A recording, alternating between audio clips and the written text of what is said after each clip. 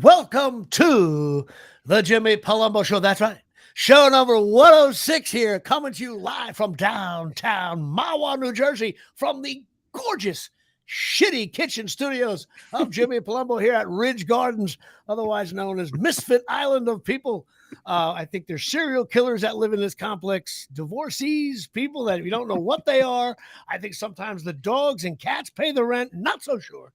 But it's beautiful downtown Mahwah here.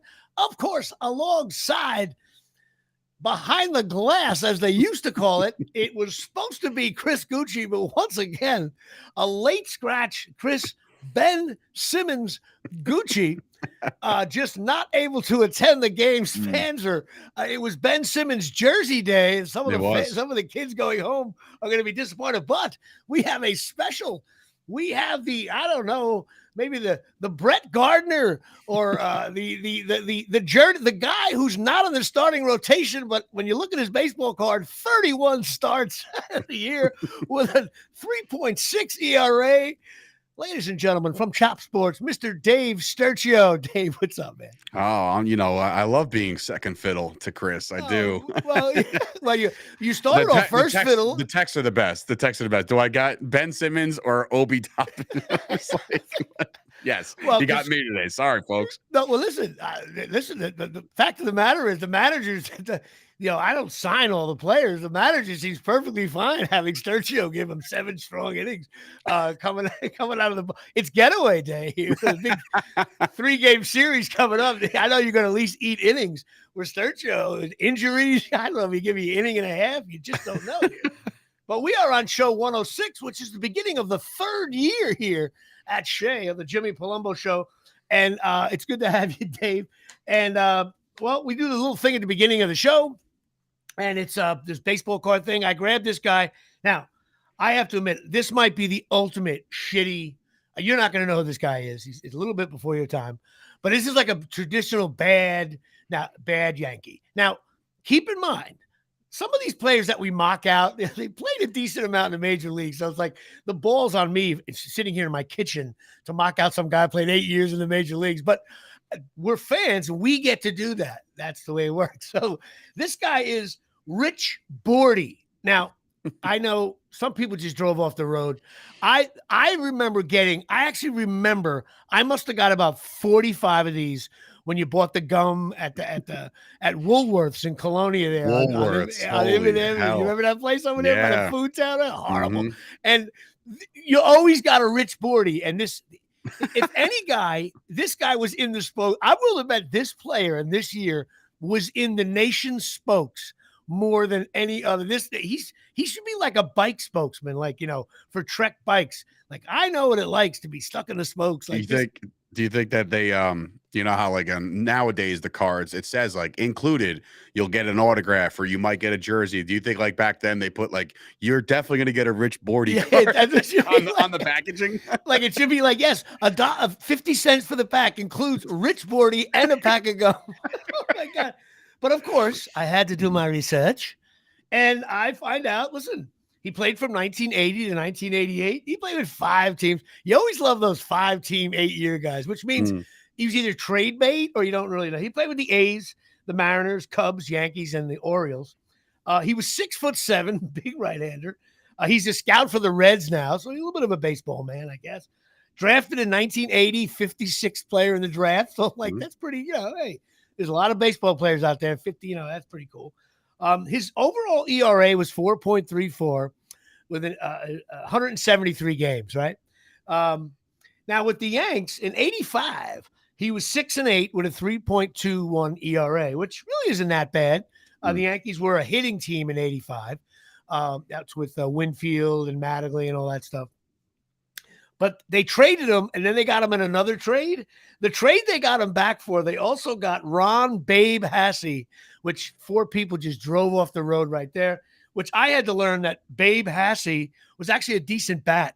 And he hit the, he was Wait a minute. So somebody after Babe Ruth nicknamed themselves Babe? No, that's because he hit like 3 home runs in the first 8 games, and Frank Messer called him Ron Babe Hassett. It was it was a mock. It was not like when Luke Voigt was on the Yankees and he hit 2 home runs, they're like, oh, look at this Bambino reincarnated. Yes, exactly. Completely saying this guy sucks. And he also came over with Henry Cotto. So anybody listening to this show over 50 is driving as a Yankee fan, because I just mentioned like 4 horrific Yanks and like the reason why they suck. But anyway, I find this is funny. In 1987, he had a record of 3-1, right, Dave? It's not that bad. Right? Not bad, not bad. He had an ERA of 7.64. Was he he's a reliever or a starter? Yeah, reliever. Okay. ERA of 7.64. Okay. Now, Lord. He pitched 33 innings. Okay. He gave up 42 hits and 12 walks. How the frick was he 4-1? Okay, and so I don't know. Whatever it was. He probably came in with a lead, and then they just left him in, and they eventually won the game. They call those holds now. There's actually a stat for that. Totally different. And he gave up 28 runs in 33 innings. That's awful. Like usually reliever, like at the end of 5, even though it's second and third, he gets out of the inning, no run. He pretty much every time he came in, somebody scored on him, which means if he inherited runners, God knows what. I would love to hear. Don't they have that stat now? Inherited. Oh yeah. Anyway, and of course, those runners on second base are his responsibility, right? Okay. Which I feel like they should have that. If they had an announcer for life. Don't you wish some guy would just come in and say, these following bills coming in are Jimmy Palumbo's responsibility? It's like, this podcast. They were left behind by his ex-wife. This podcast by Jimmy Palumbo is his responsibility from here on in. Not Chris Gucci, not Dave Struchio. Anyway, so, and I only remember him from 1987. So all I remember is this guy's, again, I was only, was like 20, 22, however old I was. I just remember, like, you got to remember no ESPN, Channel 11, Frank Messer, right. Bill White. And so when you know a guy stunk, when you didn't see all the games every day on TV, like that's how you really know. It's like the algorithm of like 162 games. I only caught, 51 of them. And I think this guy stinks. He must really stink, because I didn't, Anyway, so that's my guy, Rich Bordy. Now, in the back of the card, it also says talking baseball. I still don't understand this. Talking baseball, and the line is the 1,000th player to see action with the Yankees was pitcher Jim DeShays, who debuted versus the White Sox in August of '84. So he was the 1,000th player to play for the Yankees. Now, I remember, like, even as a kid, like, it's like, you imagine that guy, like Jim DeShays, walking around like, I played a little ball, I was a 1,000th player. I'm actually kind of curious. It says talking baseball spelled out like that. Can I see that one more time? Do you have it still? Just like, yeah, see, not for nothing. That's one of John Boy's show names with the same font. So I wonder if they got it off of that or they just, Oh, it's the same font? Oh, that would be fun. You know what? It looked like the same font. And Dave Struchio picking out a gem from a quick little thing on the podcast. That's something. I tell you what, that's something Chris Ben Simmons Gucci would not have figured out unless it was some shitty Green Bay thing. Mm-hmm. But anyway, so all right, now who's your guy? I know you didn't have that much time to figure this out, but I'm gonna go with a shitty Yankee just because of his outside Yankee career. I'm going to go with Mr. Flat Top himself, Chad Curtis. Oh, Chad Curtis, who nobody really liked when he played anyway, but he did get a couple of key hits occasionally. I feel like he was like Gardner, but lesser of a Gardner. Yeah, he was like he was a shitty sense? Gardner is what he was. There you go. But he didn't play as long either. Didn't stick around. But of course, no. He was also not liked in the clubhouse either. He's no longer liked either. In life. Then we found out later.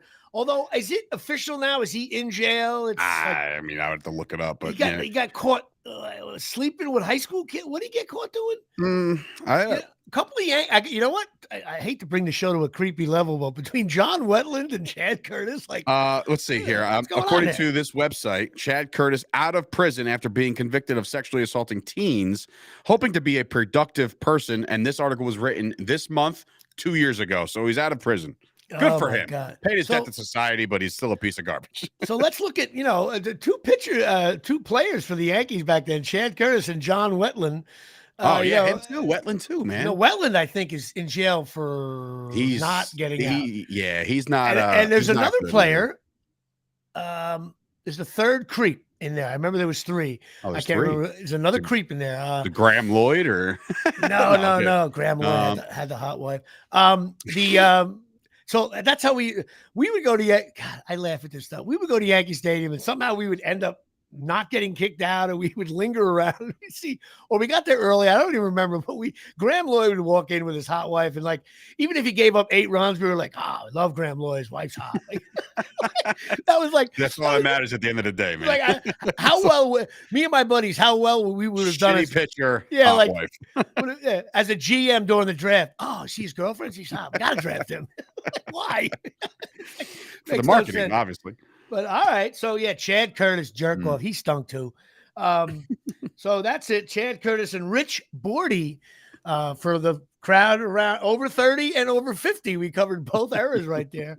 So that's it. All right. Well, show 106, the beginning of our 3rd year here at Shea in downtown Mahwah from the Omni here. Crazy how fast that went. Crazy, right? 106.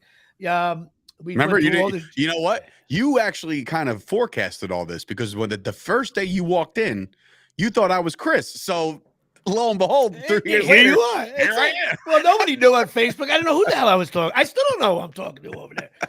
Every time I go there, you got a new room, a new studio open up. Hey, listen, doing big things over here. Trying. Well, before we get started, I know you guys have a million shows over there. Even I lost track. What's going on with your own? We might as well, you know what? Let's just talk about you. Which is really you're at your best when you're talking about you. Of course. How is you got a new podcast called LFG? Let's fucking go. How is that going? I listened to the first one. Yeah, I'm only 3 deep. It's just like a passion solo project that I wanted to do because it's been me and Chris doing our tag team thing for the better part of 2 years now. So I've always been able to talk Cowboys, whether that be with Brett Ernst and his brother, and then like there's Keith, and then there's Chris. So it's always been me and somebody else. But like I started this whole thing, when I started podcasting, I started doing it by myself. So I figured, why not kind of get back to my roots, talk to the audience, go live at certain times. I'm going to get some guests in there. So it's pretty cool. Like it's not one of these things I'm looking to make it the biggest thing I've ever done, but it's at the same time, it's a nice little outlet for me to kind of talk now, some shit. You did a show once before a while back when you just out of the gate. It was like a sit down with Dave or something like that. Sit down with Sturch. Is it a combination of that and sports? Yeah, so a sit down with Sturch, I wanted to get some influential people in here, whether it be in the world of like bodybuilding or a recovering drug addict or whatever. Like if you've been through some shit, I wanted to kind of get your story, tell me how you recovered, tell me how you made it back through all the the tribulation and stuff like that, and kind of became triumphant. Right. I thought that was a great show and it was a great outlet. So yeah, I want to kind of combine the two and LFG has been like my thing for the last 2 years because I'm a high energy guy. So I'm always just got a powerful voice. Got a really good voice. Matter of fact, I know you put some of your voice stuff up on one of the websites. We got to talk after the show. I've been saying for 3 years, give me your shit and I'll pass it along to my people. Not that the doors are going to fly wide open there, but you might be able to get. Next thing I'll be bartending in downtown Mahwah. Yes, that's right. Celebrity bartending night at Shea. I pay attention at. Mr. Social Media. Matter of fact, Dave's phone is currently up his ass right now. That's where he keeps him in storage. Like little Miles. That's JETS. Jets. Best running. Those of you who don't know, Dave has 2 beautiful kids. Miles came. Turns out I got whispers that Miles' mom's family has one Jet fan in there. I just decided to say Miles is now a Jet fan. No. I will continue that until he is 45 years old. If I'm still alive, I'll be if they get Aaron Rodgers, then maybe.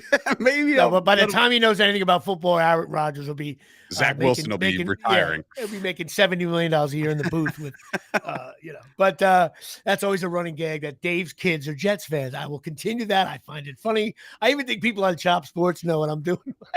You posted a picture of your kid. I saw little green socks through the thing. I'm like, the green is there. I think your wife subliminally gets somehow give me a little green in there. Could have been St. Patty's Day, but It was in fact St. Patrick's Day. And of course I'm looking.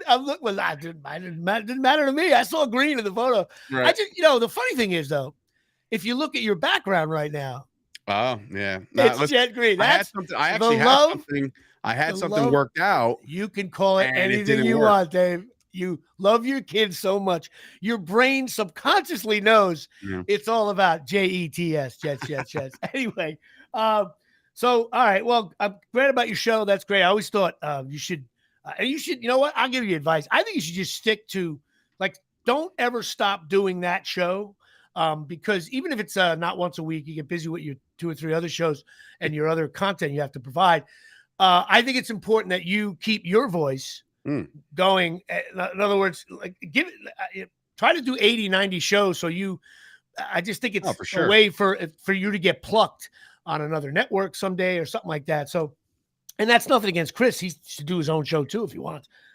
There's something about 2 guys on a show and yourself. It's just different. And I think you have the personality and the knowledge of sports. And also, now that you're a dad and life getting in the way, there's a bunch of crap you're going to be able to talk about. So that's cool. LFG, and you can get that. How do you, what's everywhere. The official? Yeah, you can go on to Chop Sports YouTube channel. It's streaming there for video, and of course, Apple, iTunes. And it's Dave Struchio, LFG. What's the proper? LFG with Dave Struchio. Okay. LFG with Dave Struchio. All right. So we got to get to Patreon. And let me tell you, talk about the Chad Curtis and the Rich Bordy.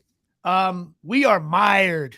We are mired in a slump here at Shea. Fans, we are definitely playing on the dirt infield at this point with an aging Namath pre-trade to the Rams, rolling across the field, limping across, trying to hit Emerson Boozer over the middle. 3 people just drove off the road. We are just stuck at 26. I don't know what to do. Fans are screaming. Joe Rogan's been quiet. I heard him smiling. He's very relaxed. His people. There's no threat for Jimmy Palumbo this week, but I am going to try something on Facebook this week and just see if we can't make a run, ramble downfield inside the Miami 5 with my Patreon. But that doesn't mean I don't have a strong Patreon following here, Jay. Of course, I got Alex Stetsenna, my sister. Then I got Michael DeMosi, Big George DeMo. My mom, my cousin Joey. I got Rob Pastor, Kappa Sig, friend of mine. He's pissed off at Rutgers. We'll get to that in a second. James Kanowitz, the website guy. Can't get in touch with him. He also got another cool website called podcast called Fletchcast. Go check that out. If you're a fan of the movie Fletch and you're really into Chevy Chase, I think this is the only podcast in the world you should be following. He narrowed it down to that? Like, that's the niche? It's called the Fletchcast. It's all about Fletch. And he was able to get, when I tell you, the movie got screwed up by the pandemic. But let me tell you something. James Kanowitz's podcast, he got everyone involved with the movie, the writer, the director, the Warner Brothers knew of his podcast. I think I don't know if he got, Chevy might have been the only one, but like Warner Brothers was like sending him, like when a studio like Warner Brothers is aware of your podcast, when a movie's coming out, I said to him, dude, I'm not really a huge fan of Fletch. I remember it as a kid. I said, but damn, you got specific and you locked in. So if you're a fan of that world, James Kanowitz, great pod, and it's well produced too. Actually, you should listen to a few of them for 10 or 15. He did a great job. Anyway, my nephew Jimmy Riccardi, my other nephew John Henry Riccardi, who's currently in Paris. My other nephew Eric Palumbo, who I'm going to get to in very short about something big coming up. Michael Caprio, cornholelevel.com here in shape. My brother Frank, Darryl Clark, Louisiana State. Plus the Saints. He struggles down there. He always sends me a nice note after the show. I guess it's to prove he's listening, or he just lies and says he listened. Like I should see. Hey, Darryl, you're a jerk off. Great show with Chris. Yeah. I should see. I'm going to call Darryl a jerk off. So when he texts me that he listened to the show, I can say, hey, why'd you call me a jerk off? There you go. Anyway, Darryl down there in Louisiana. Greg Castellino, Mike Shecky. I'm a Dolphin fan lawyer. Haven't heard from Shecky in a while since the Dolphins lost like the last 8 out of 9. My friend Dave Ben, of course, 16 years, school with him. Everyone's favorite, number 17, Chop Sports' finest contributor, a author of epic proportions, Mr. Pat Volkemer, who I don't think he sleeps. I read stuff about movies. I right in the middle. One post was like talking about a movie, and in the middle of it, he was talking about Tony Dorsett. So I don't know. Yeah, he'll be like, "Did you see the whale? It kind of looked like Ezekiel Elliott in week 16 through." I was like, "Oh my god!" No, Pat's the best, and he drives every Cowboy fan nuts. He's a rare breed. He's a rare breed, and he's funny as hell, I think. And he does know some shit, but he's big on Ezekiel getting cut. Yeah. Well, maybe we'll touch on that later. It's a bad Martin Walsack, Michael Deege, Janine Michaud of Absolute Eyewear fame. Deege. I mean, you meet your heroes, man. I met him 2 weeks ago. I know that was like you. I was Davey. Bro, I snuck a picture of the glove. I don't know if anybody knows that. I didn't post it. I was like, you gotta post it. You should have posted that. It's hysterical. I sent it. Listen, you'll find this funny. I sent that to one of my good friends who's a huge fan of Beer League, right? And we grew up on Beer League, right? So I sent him a picture and I said, guess where I am and guess who I'm with right now. All right. And he's like, I don't know. He looks like a dressing room of some sort. I was like, Jimmy's going live and Deej is here. He's like, just get the fuck out of here. I was like, I know. To sum it all up, my good friend Michael Deej, Alphonse in Beer League, came with his Italiano mitt. Yep. And Dave, of course, no matter how much Dave, you bust balls, he's an obnoxious fan of Beer League. I can never get that out of his system. And so pops up every third day on my Facebook, like on this day, like watching Beer League again. Like horrible. Great. And so who does he meet besides my fat ass backstage, which he already met? He meets Alphonse backstage, and Dave.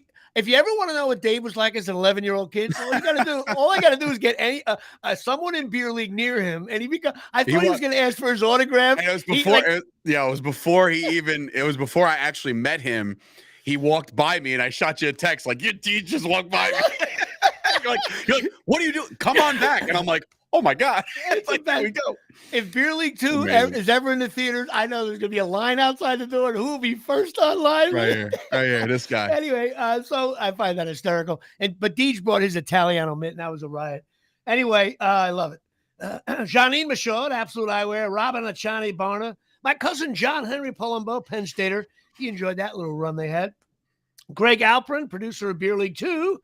My nephew, Bobby Palumbo, my nephew, Tommy Palumbo, and Tyson Hogan, who nobody knows. That's the best. He's my favorite Patreon, but he has been the last Patreon. That to me is savage. How can we die at 26? Anyway, that's it. That's who it is. And of course, everything here is brought to you by America's favorite sponsor here at Shea, Absolute Eyewear, which is on 42 Main Street, Woodbridge, New Jersey, 732-326. Eyes. Oh, that was great. You look like a shitty Jeopardy guest right there. 732-326-3937. Craig and Janine, go check them out. They're opticians. They got everything over there. If you mention Chop Sports or Jimmy Palumbo Show, they'll give you a little discount. Plus, they'll probably bust your balls and mock us out and all that stuff. They do eye exams, contacts. Everything's done on site. The best thing about when you leave Absolute Eyewear, okay? Mm-hmm. You go ahead. What is the best thing about leaving there? The best thing ever is not only you get the glasses, not only you get this customer service, but you don't feel like a jerk off. There you go. It works. And I think, listen, because every time me and Dave do one of our own podcasts, when we hang out, we both feel like jerk off. But when you leave Absolute Eyewear, you're like, you know what? I got a nice pair of glasses at a good discount. I had some laughs with some nice people. I don't feel like a jerk off. I think that should be a running ad on cable. If I won the lottery, that would be the ad that runs every day during the Knick game. Anyway, of course they have Ray-Ban, Coach, Ralph Lauren, Jimmy Choo, Silhouette, Michael Kors, Vogue, Maui Jim, Costa Del Mar, and Charles Oakley shows up. Now, the reason why I let Dave do Jimmy Choo is because one day randomly, I believe at the Thanksgiving table, he just out of nowhere just started saying Jimmy Choo in the Bob Shepard voice. I think somebody had a actual branded glasses, and I was like, what brand is that? They're like, oh, it's Jimmy Choo. I'm like, Jimmy Choo. And they're like, what'd you say? And I'm like, never mind. Just pay no mind to me. I'm in my own mind right now. So yeah, go check out Absolute Eyewear. Good people. Good for the kids. All right. Now, a couple things that I'm closing out the Rutgers Winter World. They didn't make the tournament. They got stuck in the NIT. Then they lose to Hofstra at home. Yeah. Now, Hofstra shot 61% from the floor. They didn't miss a free throw, and they hit all the last 11 shots of the game. So, but it's Hofstra. And I predicted that on my show. Go back and listen. I said, I think they're going to lose to Hofstra. But the weird thing is Rutgers played hard. They just got beat by a team that didn't miss, and it happens in the tournament as well. But here's an issue I have. Now, I know, Dave, you're a Rutgers fan, but you're not a diehard like I am. I'm not a Jimmy Palumbo Rutgers fan. I do root for Rutgers because it's a home team. But here's what annoys me. And I went on the Facebook page, and they hate me on that page only because I'm tired of watching the NCAA tournament. The State University, not there, right? And I got to watch last year, the story of the world, St. Peter's. And then this year, Princeton is in the Sweet 16. And then Seton Hall, 25 years ago, I was drinking with Artie Lang at the old Spread Eagle with the Olivers. Seton Hall is, in the final, all that different stuff.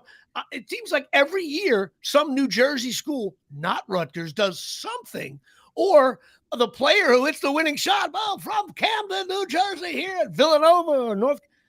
I don't root against Princeton. I think it's a cool story. I get it. I root for them. First Ivy League school, or like second Ivy League school since 71 to get this far. Okay, I get it. Crazy. Jason Garrett's alumni. But it's like all I'm hearing about is New Jersey's finest and New Jersey. I'm like, well, wait a minute. There's a huge university in the middle of the state. And what? But they stink. So I'm pissed. And I'm pissed at that. And so I'm not mad at Princeton or FDU or anything like that. But I'm mad. It's like, why don't we again, being a Knicks fan, the Knicks have been good for 3.5 months now. It was 2.5. We added a month. And I feel like Rutgers was good for 11 games in the last 4 years. I know they're better now, and I know all that stuff. And we got big-time recruits coming in. But I'm like, I'm tired of coming in. I feel like as a Rutgers fan, I'm sitting at the dock, and everyone's like, dude, wait till you see the ships that are coming in. And I'm at the dock, and all of a sudden, I see a little boat go by. Is that it? No, Daddy. It's that Are You My Mother books, Dave? Do you remember those? Okay, I'm sure you're reading them now to your kids. Sure. I feel like as a Rutgers fan, I am like, are you the stars going to make us better? Or are you the coach that's going to make us better? So welcome to being a Dallas Cowboys fan, well, Jimmy. listen, that's a different kind of pain. Thing. But at least you had what I call success, historical, me growing up, the Cowboys were always good. 1996, a long time ago. I get it, but at least, it's hard to compare NFL to like a cop. But yes, I get what you're saying. You've had plenty of pain, not jet pain, but plenty of pain. But the Rutgers thing, all we do is wait. And then I got to read Rutgers just signs another defensive back coach this week, Crenshaw. He's making $1.9 million. That'll be the most from a defensive back coach in the Big Ten. The next day, Rutgers just signed a trainer who is in charge of the painting the lines. He's getting $1.4 million a year. I'm like, wait a minute. All I'm reading about is coaches' salaries, and we never win games in football. So I am so down on RU, but that's what it is. I got the disease. Right now, it's just in remission. And right around August 8th, I'll read one article in the Star Ledger. It'll say, Rutgers Phenom was 5 for 5 in the passing drill, and I'll be immediately. You're not going to get into the spring game? Isn't there a spring game? I'll watch a little bit on Big Ten, but that spring game's a joke. I hate all those inner things, but I'll watch it. I'll watch that, but I probably won't. Maybe I'll comment. But speaking of Rutgers, have you seen who's doing very, very well in the XFL? No, I have not. So educate me. Of the San Antonio Brahmas, has a sack in basically every game so far, Mr. Mike Tverdoff. Really? Doing very well. He's doing very well over there. I watched a little bit of the XFL the other day. It's fun. It's football. Whatever. It's football, but I can't. It's like a bad bowl game that Rutgers doesn't get into. And, there's 3,000 fans there, but the announcers treat it like, but I think, I'm going to go on a tangent here. I think the XFL should have better players. It's basically The Rock, who owns it now, is the one who pitched the league as the 53rd player, meaning the guy that was just right there on the NFL roster but got cut. So that's a bunch of league-wide 53, the 53rd player of most teams, and some of these guys do wind up with an NFL team. This is a filtering system. I watched some of the. listen, my algorithm was about 4.5 minutes of total XFL watching, but I think some of the quarterbacks suck. Like, I'm like, quarterbacks should be better. Anyway, XFL is another thing, but it's football. God bless, put it on. It's not like it's a WNBA or any of those other sports. Yikes. I don't know if you ever heard Bill Burr's bit on that. It's one of my favorite bits of Nobody's watching. Right. That's why. Anyway, where are you coming out to this? Bring your signs. Bring your signs. Nobody's there. To me, it would be like me going, Dave, I don't understand why Joe Rogan makes as much money, more money than I do on this podcast. Exactly. Why? Dave, you explain to me why Joe Rogan makes more money than me, Dave. Why? It's ridiculous, right? I'm a good guy. I'm nice, right? Why does he make more money? Super nice guy. Somebody said something about downloads or eyeballs. I don't know. Bottom line is, why does Joe Rogan make more money than me? I don't understand it. Anyway, but everybody hates me on this Facebook page. I'm like, finally, I said, there's got to be one guy here. And next thing you know, I got I agree, Jimmy. I'm throwing my shit at the television. Anyway. Are you like the Randy Quaid of the group? It's like, this is bad. Like, I don't care about FDU. Back them up. Anyway, that's it on Rutgers. Knicks, of course, the Knicks they lost last night. I thought they won. I misread it this morning.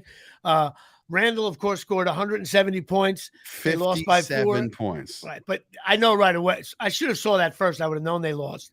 The Knicks are, listen, I think the Knicks are going to be fun. The Knicks are just going to be this generic playoff team, and we have to just watch, see how they do. If you start to break it down, it gets very negative. But, you know what? I'm going to watch the Knicks in the playoffs and enjoy. The problem is they're going to wind up as the 5th because they couldn't catch the 4th. The 4th is Cleveland. They'll be the 5th, which will play Cleveland in first round. And Cleveland's going to treat us like Atlanta did, where 2 years ago, remember when we had that 15 minutes of fun? Right. So Atlanta, being Trae Young, just was like Reggie Miller reincarnated all of a sudden. So now it's Donovan Mitchell, the guy that the Knicks tried to get multiple times. He's going to be all fired up. He's going to go to the Garden, drop 55. It's just going to be a mess. Bad. I know. But there's a little part of me that says, Cleveland's all right.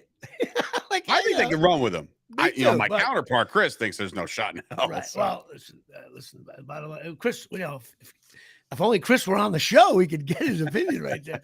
Anyway, is Chris is he there right now or no? No, Chris had to go follow-up appointment with his blah, blah, blah, whatever the hell. What else do I got to say? Okay, Yankees, real quick. Volpe, I just want to see this guy play now. So April and May, we start a rookie. If he shits the bed, send him back down. That's the problem, though, man. They can get ruined real quick. They can get humbled, and it might not look, it might not be good for their careers. Same thing with Dominguez.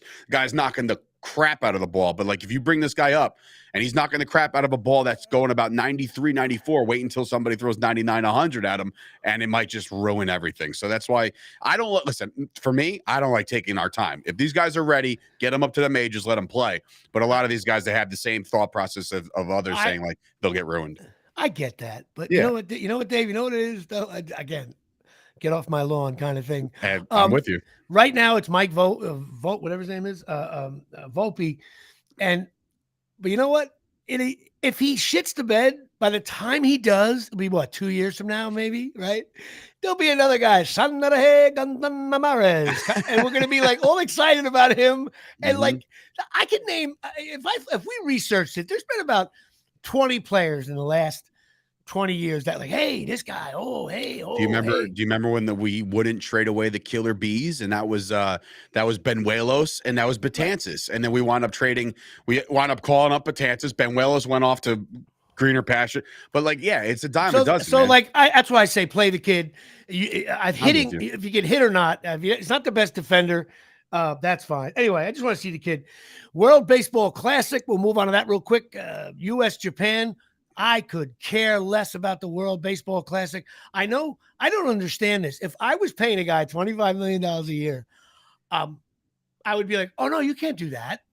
Well, you might as well go skiing, or you might as well go shark hunting on a rowboat. I know they have insurance, but and the Mets don't have to pay. Edwin Diaz, but if you're a Mets fan, Yeah, and but look, they have insurance out on it though. correct, That was the but deal, right? But like, listen, anybody who's ever tried to get an insurance claim, you know how it starts out. They yeah, start going, well, when was the time of the injury? Well, it's right. Diaz, was on ESPN. Okay. Now, when he landed on his left knee, was there any player nearby? It's going to be like, so say It Diaz sucks, makes man. $25 million a year. The insurance company says, well, based on our thing, the Mets are going to get $80 for Diaz Yeah. for this. And change. I got a lot of Mets fans, friends with their Chop Sports people, or my dad and my bonus mom Barry. They're all Mets fans, right? They love the Mets, and like to see this happen to them, it's like it's for me. Thing. It sucks. It's like a gut punch. It's like, does, oh, by the way, you no longer have your closer, and it's March, and I'm like, oh my god, it's brutal. I was horrible. hoping. You know what I was looking forward to me, because everybody forgets Diaz not too long ago wasn't any good, and all of a sudden he became Mariano Rivera. He came over in that trade, right? With, I think the Cano deal. I think he met the devil outside of Penn Station, and he signed a deal. And next thing you know, he's the best reliever ever. 1 year, and he really statistically could prove that. And then all of a sudden I wanted him to, I would have been funnier to bust Mets balls if and Diaz has given up 4 runs here in the eighth. Kind of what happened with us with Chapman, right? I mean, right. people are like, oh, what happened to him? It's funnier. It's better for talk radio, but I hate when a good player gets hurt. Mm-hmm. I love when a good player shits the bed. It gives us more stuff to talk about. That's a whole nother ball. Getting injuries, right? It's like Billy Sims on the Lions. Like, we might have been talking about him as the greatest running back ever, but you know what? He blew out his knee during a time where they actually cut your knee off and sewed it back on. Right. And so he's out for, injuries. It sucks. But in this World Baseball Classic, when they look like they're at Sobin Field in Colonial Little League uniforms, Moro Motors, sponsored by, Moro Motors. And again, drive off the road moments. Taking me back, yeah. And so I just don't get it. It's injuries. The game looks. I think Altuve even got hurt. I don't know. Yeah, he did too. Nimmo banged up his knee. Like, look, Judge came out straight up, said, I'm making too much money. I can't do that. Like, I'm sorry. I care about my. He came out and said like, oh, I care about the Yankees, but at the end of the day, it's like, I don't want to get hurt playing Venezuela in round 2. Right. You know what I mean? Like, and nobody's watching. I'm watching an FDU game and a score on the bottom. Japan just beat Antarctica 6-4. Antarctica frozen. And a frozen tundra up there. I tell you what, 5 2/3. They definitely have more eyes on it this year than years before. I think that a lot of people are invested in it, but it's like it does take the wind right out of the sail when something happens like that. And you're like, I'm like, pull the plug, get everybody out of there. Higashioka, get out of the lineup. So it's like, yeah, why can't we send all?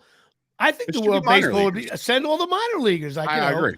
Except for Volpe. I mean, we'll send everybody. No, send those guys. Then I might watch it. Like, let me see all these Yankee guys because they got to remember, it wouldn't be just the Yankee players. If you're a Met or Yankee fan, your players would be scattered amongst the 30 countries or whatever. Anyway, of course, that is sponsored by cornholelevel.com.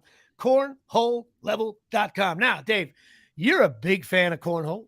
I am. Would you ever have a barbecue and set up some boards in the back, and suddenly your friends come over and they realize you have a shitty setup in the back? The boards are not level. Parties, Jimmy. I've left parties when the boards weren't level. So what do? You run out to your car, you come back, and you come out with this fine little gadget right here, Dave. It's called the Cornhole Leveler. There it is. You go to and from, and that little dot gets in the middle, and you got a perfect cornhole board. Like, you imagine, like, listen, me and you are, we don't play cornhole, but if we did for like 25 minutes, we'd be ranked. And we threw the ball in the air, and it slid off right away. You'd be like, dude, that's not the right level. Right. And we would get our thing out. That's why for $19.95 with 20% off Chop Sports or JP show, you get a cornholelevel.com. Go check it out. My second baseman, Mike Caprio. They're cool stuff. Perfect gag gift. Perfect summer gift.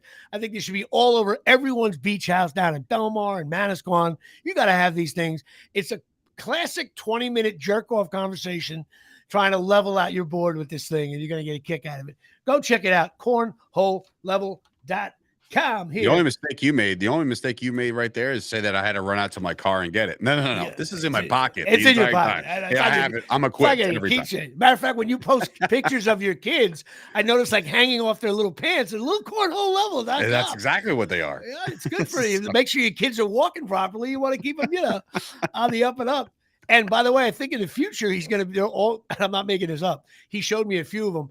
They're going to be like Rutgers, Penn State, Jets. He's signing agreements, which Oh yeah. right away that's a perfect jerk off. Like you're not going to get the Cowboy one. Matter of fact, I can hurry. That's $20 shot in the ass right there. You got to have right. it.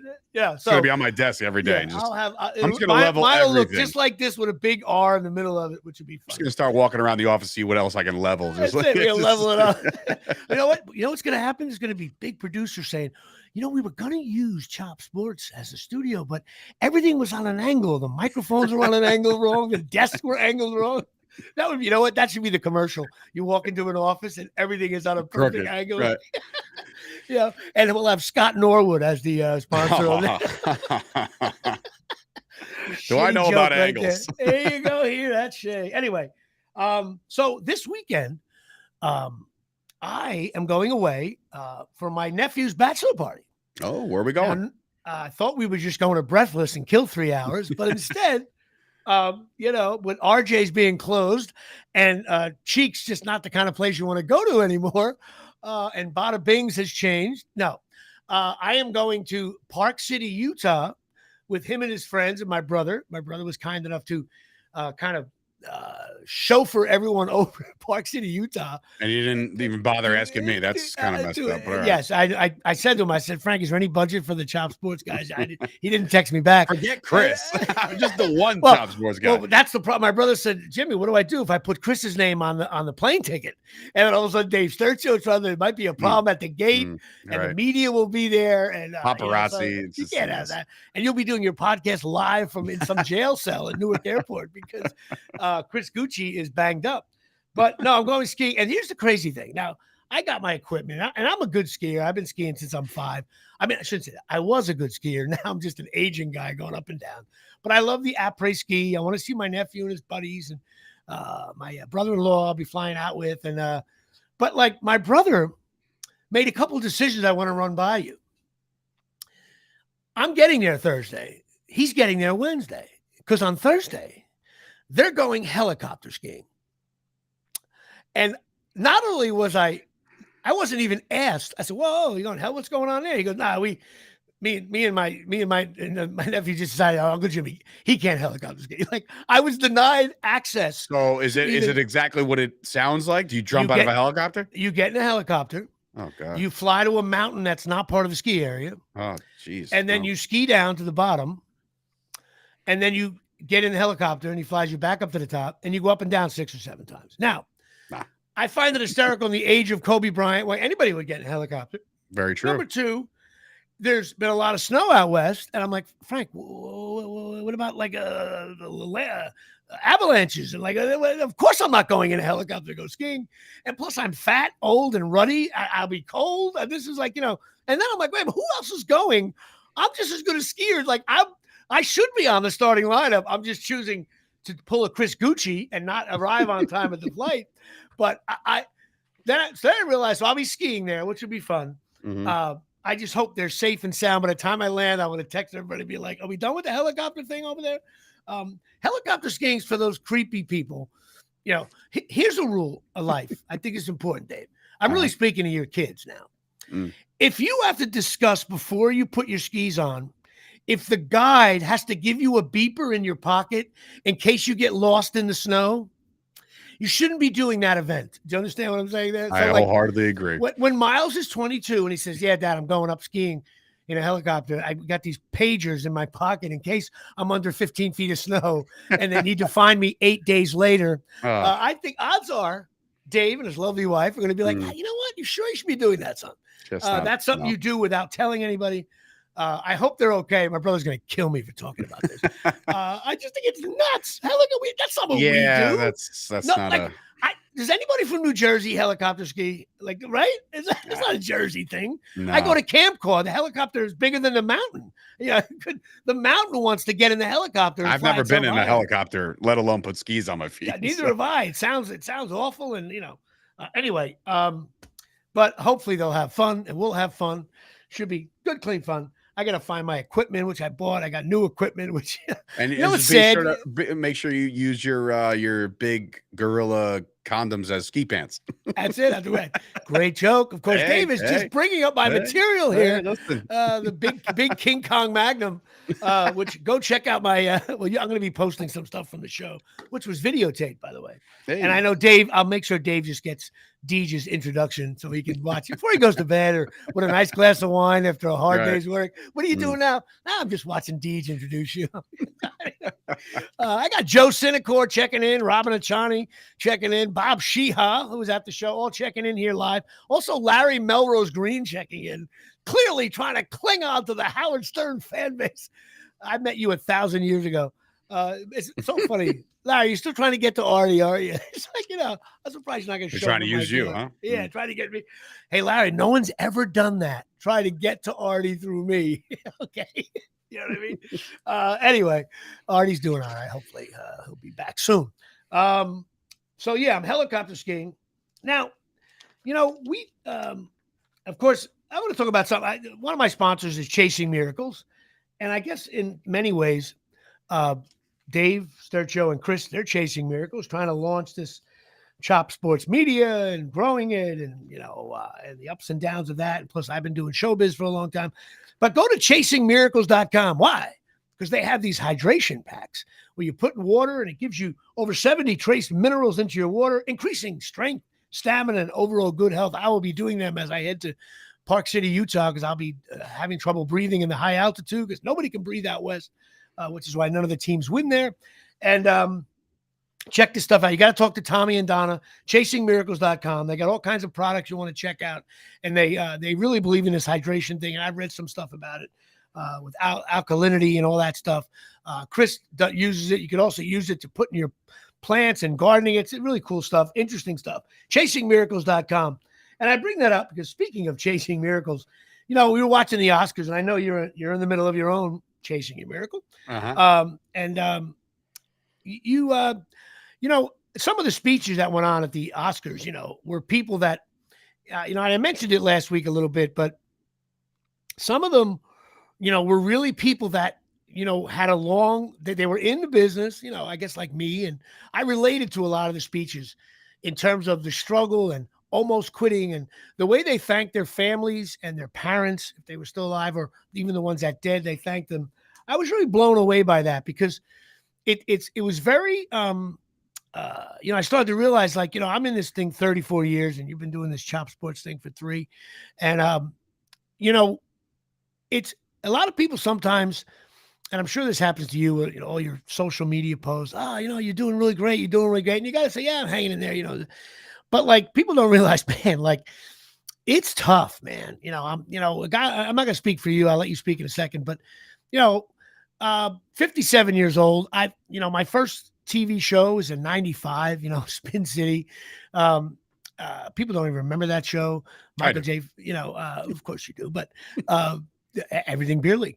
But no, listen. There in the beginning, it was exciting. I'm blessed that my parents, they let me do it, I guess. Now, I'm sure my parents had reservations, man, because I was working at Microsoft and I quit Microsoft in 1990 or 91. 91. And I started subbing at Woodbridge High School in 92 to go into this business of show with Artie Lang by my side. And, in the beginning, everything's awesome. I got an audition through backstage, or I met this lady who says she's in casting, or I met this chick who has a headshot too. And we got our headshots by photos by Larry. And, you start booking stuff. And I guess I did very well in the non-revenue generating bookings early on. So in the games that didn't count, I got hits. And then people saw that and said, well, if he can hit there, he can hit in the big leagues. And then I guess I always audition well, and I think I did well on most of the shows I did in the beginning. But, time goes on. You don't realize, I have 120 bookings, but you're talking 33 years, of the toil. And, I always love when people sometimes with social media, oh, Jimmy, it seems like you're doing so well doing shows on Avenel. I'm like, yeah, Avenel was great. That was 2 days. And Avenel's not there anymore. And I'm here from my shitty kitchen studios doing a podcast. But the drain of it, and as you get older, you have certain auditions, I had a couple of really big auditions about 10 days ago for some pilot stuff that I'm right for, with producers that have hired me before, with shows, aging a 57-year-old detective, where it is me, it's Johnny Trino reincarnated as a detective. And then you don't hear anything. And of course, nowadays, you don't go to the audition. You don't see Dave Struchio and Chris Gucci there. Hey, guys, what's going on? I'm in my kitchen doing the same thing I'm doing right now. I'm like, Jimmy Palumbo, Henderson Hogan, artists. And I do my scene, and then I send it out to the great white world into a casting vacuum, which anybody in the world can do. You don't get the feedback you want. It becomes not a grind. A grind is when you have 10 auditions a week and you're striking out. The auditions all come, and you really start to doubt. I started thinking about some of those speeches, like, what would I say? And I'm sure actors do this. Everybody does, I guess. You think about, like, wow, what would I say? And obviously I would thank my family and especially my mom and dad and brother and sister and all that. But there was so many little people along the way that got you in. And then you start, you start saying to yourself, like, wow, like, did I stay at Oliver's too long here? Am I at Packy's and it's 10-3 and it's a daylight savings night where the clocks are being turned back, and that, like, and you say, and then you look at someone sitting in a cubicle who never gave it a shot, and they're like, dude, I never gave it a shot. I wanted to be a rock band or artist or whatever the hell bullshit thing anybody wants to do. Cool thing, not a bullshit thing, a cool thing. And then I say, yeah, but on Friday, do you get like something, a little direct deposit that comes to your paycheck? And do you have like structure where you get money every week and 401ks and structure? And whereas in this world, and I know you're in it too, that's why I'm having this conversation. It really, you start to self-doubt yourself sometimes. Every decision you make, like, whether should I go to Dunkin' Donuts or Starbucks? Starbucks, it's too dark. I don't like all of a sudden you're like, well, wait a minute, I'm just getting coffee here. Like, you start to question, am I funny? My stand-up bit, should I do this bit? Like, why should I do that bit? And then you start listening to your colleagues, and they mean well. I mean, you've given me advice. I've given you advice about, hey, Jimmy, do this that way. Or Dave, why are you guys doing it that way? I just gave you advice before about the LFG show. And it's like, after a while, you really, I know, then you got family life and wives or ex-wives now, and it's your children. And, a lot of times hustle doesn't count in showbiz. The guy getting up at 6 a.m. with the Rocky music, drinking the eggs, and he goes 9 for 9 in the exhibition game in front of all the scouts. And he thinks, oh, well, I got up at 7 a.m. and I drank the eggs and I ran up the steps, and then I went 9 for 9. And then a guy who's 6'6" gets called up, who was 1 for 10, but he hit, like, they think they want power. And next thing you don't wake up at 6 a.m. the next day because you don't feel like it. And I was like, I drank the eggs and shit, and it's really a grind. It's hard to look back and say, well, does what I've done mean anything? And do I still have, in other words, I still get, what's the future hold? And it's tough. And I'm not saying this doesn't go on for Fortune 500 company guys who get lost in that triangle of like squeeze and, banks closing and divisions closing. It does happen, but you have a skill set that you can work somewhere else, perhaps. Whereas showbiz, that little passion we all have for it, that's hard to, squelch. And you start really doubting yourself a little bit. And I'm not saying I'm down on myself. That's not what it is. It's just, I when I was watching the Oscars, I'm like, man, I am as far away from those Oscars as I possibly could be. Now, if I had a big movie coming out, I'd be like, oh, you never know, cheap base hit, double down the line, Palumbo, But there's just, you feel so far away, and you also feel like everyone there is so much better than you. And then you listen to some of their speeches and you're like, you know what? He's in a weird way, that guy just said, hey, I was batting 210 too. And then I hit a big double off the wall. And then, Judge got up, hit a 3-run home run, and I'm dancing with him with champagne in the clubhouse. And it's inspiring and depressing, and all wrapped up in one. I know you're involved with Chop Sports, constantly trying to build it. And I know you can relate to what I'm saying. You're younger than me, but you're not 22 either. And No. it's a boxing match that goes on beyond 15 rounds. I mean, the whole reason why I went into business for myself was because I was denied since 2006. When you get out of college and you go to broadcasting school and you want to be the next Stern or the next Mike Francesa or whoever, whoever your idols are. Not Francesa was never my idol, but you know what I mean? Like his stardom. Right, sure. I was being told no by a lot of people, and you would try to tell yourself like, well, I know I'm better than that guy, and I know I'm better than that guy, and I can spit, and I got the gift of gab and all this stuff, right? And self-doubt was huge in this entire thing, but sure, it wasn't until it was the Brooklyn Nets thing that kind of set me over the top, where like they told me I was about to get the job as the voice of the Brooklyn Nets, and I hate the Nets, but I was like, I'm all in here. This would be fun. I would be the voice of the Nets. And they told me I had the job. And then they came out and said, well, the guy from the Cleveland Cavaliers, he's done the Olympics and he just stepped down from his job. So thank you for the whole tryout process. And we're sorry we told you one thing. And then here's the other. And you just get slammed. Like that door it doesn't shut gently. It slams. And then like you had the Somerset Patriots thing and like you were having fun, but at the same time you feel unfulfilled. And so many people have told me no over the course of my entire life that I was tired of it. And I just said, I'm just going to say yes to myself, and put the work in. And when I look at somebody like you, I do admire the grind that you started with at a young age. And I look at it now where like, yeah, the Avenel stuff might feel like, very cool on the front of Avenel, New Jersey. Right. But like, I look at certain actors that I really, really admire, like the De Niro's and the Bruce Willis's and those guys.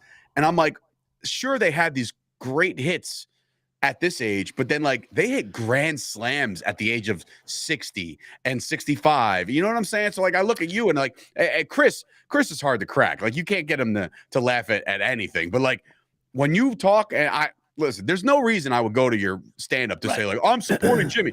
I'm going because you're a funny dude, and I know I'm going there for laughs. So like, right now, the game ain't passing you by. I listen. I appreciate that. And I wasn't looking for a hey, Jimmy, you're great. It's just really the daily grind of anybody pursuing a passion. And a lot of times when you have no success, then you could say, hey, I tried it. I had no success. I gave it a shot. Now I'm doing something else. The bigger problem, I think, for someone like me is like I didn't have no success. In other words, I always feel like I'm the unhealthy cat on the stoop where the owner leaves just enough milk so I'm unhealthy at the stoop. Whereas I look over at the next stoop and there's just a dried out milk bowl and the cat's been dead for 15 years. You don't even see the cat anymore. And there's like, I get the feeling people walk by going, oh, look at that fucking cat. Why don't the lady feed that cat more? And next thing you know, 10 years go by. Hey, that cat's still there. The lady, so there's all of a sudden I'm sure your parents just said like, oh wait, you have a job at Microsoft. Don't do this. That's ridiculous. I said, like when I became in 2012, when I became a professional wrestler, my dad was like, you're 27? Are you kidding right now? But at the same time, he was in the front row. First couple shows, you know what I mean? He was there. Family's been, and the support will always be there. And sometimes there are guys like in that line of work where I go into a Raw show just this past Saturday, and I see somebody who I've seen growing up, just they don't know when it's over, and I'm just like, dude, like you could barely walk. How are you going to wrestle? You know what I mean? Like, so I look at those guys and I'm like, take them out to the back of the shed. And tell them it's over. It's over, But like in your line of work with the new ways of doing things, I'm talking animation, I'm talking CGI, I'm talking everything with your voice and the gift of gab. Like your line of work, you can keep going until you're fucking 80. Again, on the stoop with a little bit of milk. But you're still there. I'm still on the stoop. I know, but after a while, it starts to like. Sour milk. People start leaving crackers on the stoop. It's just it's not that it's frustrating. It's just like I remember a guy years ago told me something an older actor said, Jimmy, you got to know, these people, the kids starting out, you got to know when to get into showbiz. You got to know when. You got to go all in. He goes, but more importantly, you got to know when to get out. And I say sometimes, and I think this is something, even some guy who opens up a florist in town, like, when do you get out? When do you get out? And it's something, like I said, during these award season and these shows and all this stuff, that you realize, like, wow, there's some people in there still plugging away. Then I realized that so many of where is the first year of showbiz when me and Artie were going to these casting offices. If I had a photograph of everybody in that room, where'd they all go? Some of them left the biz. Some of them are stars. Some of them are, I don't know what happened to them. And you say to yourself, should I have been the guy who, it's just, so when you listen to these speeches, they're inspiring, but it's like, man. Well, riddle me this real quick. Riddle me this, because I truly don't know, and you know these guys better than I do. The guy that was in the Goonies who won that big award, right? What is he was the little kid also in the sure. Dun, dun, dun, dun, what the, Indiana Jones. Indiana Jones. Yeah, $50 bill. Right, I remember. Right. But like, what did he do between then and getting this award? Why don't you go on IMDb? Right, nothing. But you're going to see a lot of base hits. You're going to see a lot of like bunt singles. You're going to see a lot of he's at the fucking Oscars making a speech. I know. But to me, that would be ultra inspiring to say, like, holy shit. It was very much so. And it was also, that's why I got annoyed a little bit, not to be getting to a political thing, with some of the Asian and Korean and Japanese stars that won awards. Oh, finally we're able to do this. I'm like, well, yes, it was a Korean, but what you've done is incredible. You should, instead of talking about, hey, I'm Asian or Korean, it's like, no, you just won an Academy Award for doing really good work. That's and the your world peers voted you. Right, it's like, I feel like if I win the Academy Award right now, like say 5 years from now, I'll be like, oh my God, I'm Irish, I'm Italian, I'm white from New Jersey. We can do it. We can do it. We can do it. It's 1975. Now that'll sound like, I'll be shot off the stage, and I'll be back in my shitty kitchen studios doing the podcast. But things like, and then of course in this world of content, I'm going to be working with Joe Matarese, shooting these things. He hired me to do a little bit, but like, again, you get into that non-revenue generating thing, and then you after a while you're like, whew, is this what I should be doing? Is this the Rocky working out, drinking the eggs, or am I eating raw eggs? I'll be throwing up on the side of the road in 10 minutes. I think you'll know. I think you'll know, like, when that day comes when you're like, you're doing an audition, you're looking around like, Jesus Christ, you know what I mean? Right. You'll know, but I think if you keep getting them like you've been getting them, I don't get as many auditions as I want, and there's reasons for that. Getting older and the characters on TV are younger and all that. Hey, what was that one you posted yesterday where there was the girl from Bridesmaids? What was her name? What show was that? That was a movie. Oh my God, they changed the title of it, so I'm not sounding like a jerk off that I don't know it. I was just curious. She was really cool. And by the way, very pretty in person. She's I call her one of those tween girls. You see her on one photo, you're like, it's not that pretty. Then you still like, hey, she's like, in person, she was a doll. Really, not that being good looking has anything to do with her. She's also in Hollywood. Yeah, it does actually. Well, listen, I look like I look like Steve Balboni reincarnated here on the audition. But every time I have an audition, I always feel like when the casting director's watching it, I feel like a dad up in the stands in the upper deck on a Sunday 95-degree day, and his dad's, and here comes Jimmy Palumbo, and his son's like, Dad, who's that? I don't know him. He's not that's not Aaron Judge. And the dad's like, that's Jimmy Palumbo. He's been around there. I was like, and the son's like, well, Daddy, I didn't realize he has 1,700 hits. Yeah. Borderline Hall of Famer too. Yeah, he played with the Mariners. Keeping him out. Yeah, he played with the Mariners. Oh, look at that. Played with the O's. He played with, and then you find out he played with the Expos, who are no longer in existence. So you have to explain to yourself. And then I casually, down 7-1, slap a base hit. All of a sudden I'm on first base, and I get taken out of the game. And fans, you get that spattering of applause. And, that's it. 1745, just 200 hits away from 2,000. You're like you ever see Bernie Mac's Mr. 3000? Yeah, same thing. It just comes out, needs one or two hits. One or two hits. And then, of course, you strike out. Like, this guy stinks. He's been in the league. Yeah. So basically, getting back to the beginning of the show, I am Rich Bordy. You know? It all comes back I full mean, circle. you know what the good news is? The good news is I'm not Chad Curtis or Wetland. I mean, This that's is all true. I got. You've been a squeaky clean guy. But anyway, it's just, I don't know. I didn't mean to go deep on anybody, but I realized last week I wanted to talk about it more. And this week's been a crazy week for me. So I just started thinking about like, wow, like, you know, and I know, you know, you guys with your Chop Sports, which I'm sure there's days where you're feeling awesome and you're posting about your new studio. And then all of a sudden 6 bills come in and you're like, ah. And then you get a good news phone call. And then it's ebbs and flows, man. Ebbs and flows. And it's like, you know, it's sometimes, listen, at the end of the day, it's life, really what it is. Same thing when you're raising your kids, you have good weeks and bad weeks. Chris always told me, like, we literally just like a couple months ago started actually like paying ourselves, you know, like actually getting good, nice little checks. Right. So it's like, that's great. But he's like, when I was sitting there like, well, you know, do we want to do that? Because the bank account, blah, blah, blah. He goes, bro, we've been showing up here for 2 years now. Gotta take something out. You got it. Like we deserve this. And I'm just like, you're right. You do. You're right. I get it. I have a hard time. I have more of a hard time watching the bank account go down. And he's just like, what are we saving for? A rainy day? And I'm just like, listen, I listen, sitting right here on my desk is I got an old school checking account right here. And I sometimes judge my mood, and I know you do with Chop Sports. You know, if you got $7 in the checking account and then the next day you got $2, you're like, oh shit. And then of course you get something. Now you got $9 and the next day $3. And it's you know, I wonder if is it good to look at the checkbook? Or I've always been a numbers guy, and I know that's probably no healthy way to live. I know that. I do the same thing. It could be very tough when you're looking at stuff. Like, I'm texting real late. I'm like, did you need Uber Eats? Did you need that? You know what I mean? Like, listen, like, I've done it. I've done it all. I've done Uber. I've driven Uber Eats and Dash and the bartending and the catering for weddings. Do what you got to do. And you sit in the backstage and then someone say, "Hey, dude, weren't you in beer league?" I'm like, "Yeah, Johnny Tritto. Would you like a gin and tonic?" And the next thing you know, he's making me sign stuff, and he brings over his girlfriend.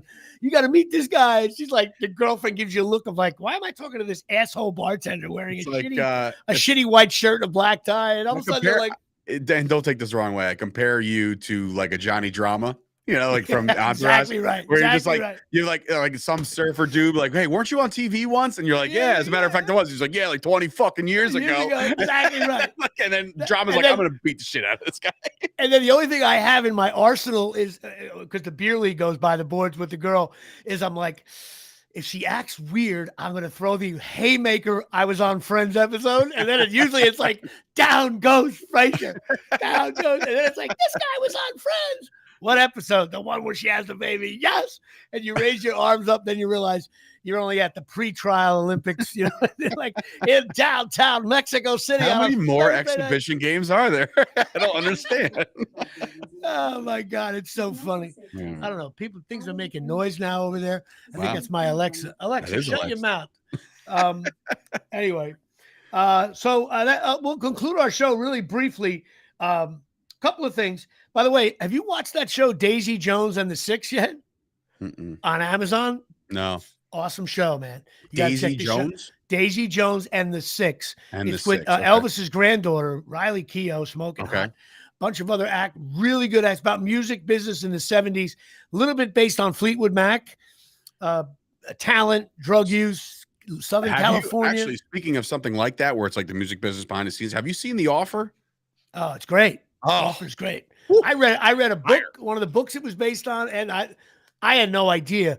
I actually think The Offer is almost a better story than the movie sometimes. Like, right. That's the movie. Great show. But check out Daisy Jones and the Six. My fans out there, you really appreciate. I think it's cool. Also, I'm a huge fan of this Perry Mason show on HBO on Sunday nights. I can't get enough of it. On Monday nights, excuse me. I watched it last night. It's about early like 20s and 30s LA film noir stuff. The way they film LA and the detectives and the actors and it's not really about showbiz though. The underbelly of LA, really cool shit. So check out that show. Also, there was a special, and I must have been asleep at the wheel of all this. There was a special on CNN on that Theranos girl who started that company with the blood testing. Do you know about this? No, I don't watch CNN. I'll give you no. It's CNN just had to. And it's not a political thing at all. No, I don't watch any of that shit. So there was a company this girl started, this blonde, kind of cute, where she was going to revolutionize when you get blood work and stuff, like your all your enzymes, all that different stuff. Where you just go to Walgreens and you just do a prick, put it on a thing, and there's a machine in the back. It's almost like Photomat. You go in and you get your photos done in 15 minutes. Where you get blood work done. They tell you what, like deficiencies and shit, like what? Like when you get your blood work you could just say, you could walk into Walgreens right now and say, I want to get my blood work. No doctor. Wow. And it's all done in like for $27 and it's done in 15 minutes. But the crazy thing was she got all these investors, big, million, 4, 5, 6, 7. One drop of blood. That's the Joe. But the machines, now they're doing the documentary. They're showing the scientists behind it. They were like, the machines never worked. The automatic machines, the blood was all over the back of the machine, like a bad copier. And the guy was going on, and then they kept things secret. They had like huge name, and the lady has a weird voice. I'm like, well, I don't remember any of this story.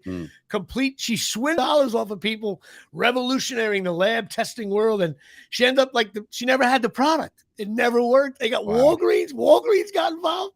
Anyway, it's one of those things about it's company's called Theranos. One drop of blood. My buddy Joe Sinecor, who I know knows a lot about that. He's in that world. You know what? I also got to bring up, and my cousin's going to kill me. The Division III World Champions. Okay, Christopher Newport News University men's basketball team, the 2023 Division III national champion. Nice. My cousin Patrick went to that school down in Virginia down there, and they won the Division III title. Very nice. And they would, if they played Rutgers, the score would be 21-19 at the half. Rutgers trailing at home against Christopher Newport News, which is I was feel like would you go to school in a newspaper? I don't know. Yeah, right. It's a little weird. I went there, Christopher Newport News takes on the Star Ledger on Friday night. Of course, a big win over the Bergen Record. And the Home News Tribune with a bye. And the winner. And the FDU of this tournament is the Adam Tabloid here, actually coming out of nowhere. Suburban News Day at Shame. Christopher Newport News, Division III champs. Nice. Shout out to my cousin Patrick. Also, Beer League. There's some news on Beer League. We're having a little legal snafu here at Shea that we might delay this March 30th thing. We're really close, though. Some contracts have to be signed and all that other stuff because we can't put it out there without. I kind of opened my mouth earlier because I should have kept my mouth shut about the whole thing, but I decided not to. Hopefully, we'll know more about that. So we may be a little late on the season opener. But Beer League stuff will happen. It should be a lot of fun, and I'm sure the first person to watch it will be Mr. Dave Struchio. No, not me. Actually, I could send you. I might be able to send I would like an advance copy. Thank you. You will get something. Can we just rent out? Can we rent out like the Denellen Theater and just have them play it? You know what? The fact that to have the premiere at the Denellen Theater would just be like that just adds. Remember the and there's a bar attached to it. Come on, Jimmy, let's go. What I was just talking about 20 minutes ago. You know what? I think all showbiz careers should end at the Denellen Theater. Where they should have Frank. They do. They should have Frank Messer, the announcer, come out down from heaven and be like, "Here's a guy, 35 years of the business, started out in Spin City, and he did Beer League and the Family and Friends. Here he is, your friend and mine, Jimmy Palumbo. Say goodnight here, live from the Denellen Theater." But anyway. All podcasts will die. Everyone, you know what? That should be your rule. Every podcast has to be live from the Denellen Theater on the final podcast. I'm with it. I'm so with it. I'll probably get a nice discount. We'll have maybe we'll have a trio: the LFG show, the Jimmy Palumbo show, and the Packer show. Because by then the Jet show will be too big. And so here we are, the Jet show on Chop Sports by Miles Struchio here. Anyway. Thanks for doing the show. The show went on long. I was talking long. I don't know, trying to have a little meaningful conversation. That was a Thank good you. one. Your friend and mine, Dave Struchio, and Chris Gucci. Hope you're okay. And listen, you're still, we're still looking at the back of your baseball cards. He's still with us. Don't worry about it. All right. By the way, I apologize to Chris. We bashed him all show, but he That's gets all right. it. He don't care. He He don't don't care. give a shit. Yeah, he doesn't listen. So Exactly. does he Doesn't matter. even have the internet? Does he have a computer at home? I've think he does. caught him. All he does is scroll the internet. He sends me shit all day long, so I know for a fact he's on the internet. You know what? I think there's going to be a documentary on how Chop Sports was founded by a guy who doesn't have internet access at home. I don't know. All right. We'll see everybody. Yes, Thanks sir. a lot.